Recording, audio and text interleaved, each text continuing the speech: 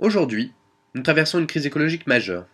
Les effets de cette crise sont déjà visibles, comme la multiplication des catastrophes naturelles, le réchauffement global, la montée des eaux, la déforestation, l'extinction massive des espèces animales, l'épuisement des ressources naturelles et des énergies fossiles. Bref, la liste est longue. Il existe néanmoins des solutions. Elles prennent leur source dans le grand nombre d'espèces qui peuplent notre Terre et représentent une période de recherche et développement de presque 4 milliards d'années. En quelques mots, le biomimétisme, c'est l'art d'extraire de la connaissance dans la nature. Prenons par exemple le requin. C'est un exemple bien connu en biomimétisme car sa peau est le meilleur revêtement anti-turbulence au monde.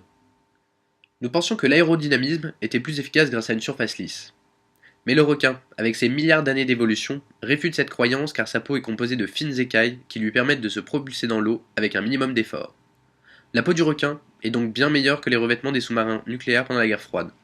Elle est tellement efficace que Airbus s'en inspire pour la construction de ses avions, et elle marche tellement bien que les combinaisons de natation qui s'en inspirent ont été interdites au JO après environ 250 records mondiaux battus en une année. Dans le biomimétisme en architecture, nous utilisons trois approches inspirées de la nature: la structure, les matériaux et les écosystèmes. Par exemple, l'Eastgate Building est une architecture répondant à une approche sur la structure. Ce bâtiment s'inspire de la forme des termitières pour obtenir une climatisation efficace sans utiliser la moindre énergie. Il est adapté à son environnement car il est construit dans un pays soumis à de fortes chaleurs et a été conçu avec les mêmes matériaux qu'un bâtiment classique et pour le même prix. Il est donc une preuve d'un progrès économique et écologique. Dans la nature, un déchet n'existe pas car il est automatiquement réutilisé. On n'organise pas un ramassage des feuilles qui tombent des arbres. C'est le secret d'une économie infinie, et c'est ce que nous enseignent les écosystèmes. On compare ce modèle économique à une boucle fermée où rien ne se perd et tout se recycle. Par exemple, au lieu de construire des architectures monofonctionnelles comme des bureaux ou des logements, nous devons apprendre à créer des bâtiments multifonctionnels.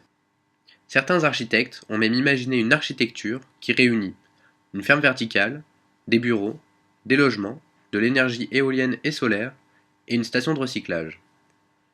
La construction de ce type de bâtiment nous permettrait de réduire la distance entre la chaîne de production et le consommateur, favorisant ainsi le recyclage. Cela entraînerait probablement une diminution des transports, une alimentation produite localement et une énergie propre et renouvelable. Cependant, cela reste utopique car cela entraînerait un changement de notre mode de vie. La nature n'a pas réponse à tout. Elle n'utilise pratiquement pas les métaux ou les minéraux.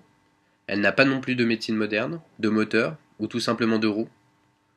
Aujourd'hui, nous avons les moyens technologiques et scientifiques pour conserver nos plus grandes inventions, tout en repensant celles qui se sont révélées être mal adaptées sur le long terme.